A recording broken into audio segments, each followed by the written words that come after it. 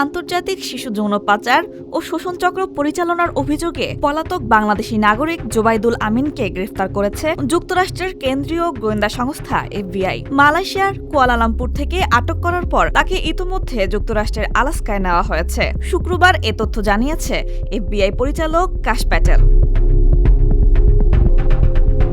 মার্কিন কর্তৃপক্ষ জানায় ২০২২ সালের জুলাইয়ে আলাস্কার একটি গ্র্যান্ড জুরি জোবাইদুলের বিরুদ্ধে ১৩টি ধারায় অভিযোগপত্র দেয়। অভিযোগ অনুযায়ী তিনি সামাজিক যোগাযোগ মাধ্যম, বিশেষ করে ইনস্টাগ্রাম ও স্ন্যাপচ্যাট ব্যবহার করে শিশুদের শনাক্ত করতেন এবং চাপ দিয়ে তাদের যৌন স্পষ্ট ছবি ও ভিডিও তৈরি করাতেন।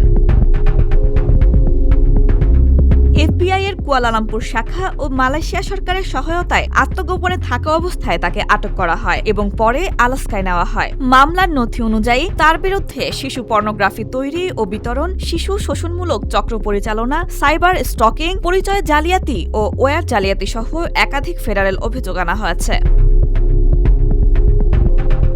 কর্তৃপক্ষ জানিয়েছে, অভিযোগ প্রমাণিত হলে জোবাইদুল আমিনের ২০ বছর পর্যন্ত যাবজ্জীবন কারাদণ্ড হতে পারে। মামলাটি এফবিআই এর শিশু শোষণ ও মানব পাচার বিরোধী টাস্কফোর্সের একটি বড় তদন্তের অংশ।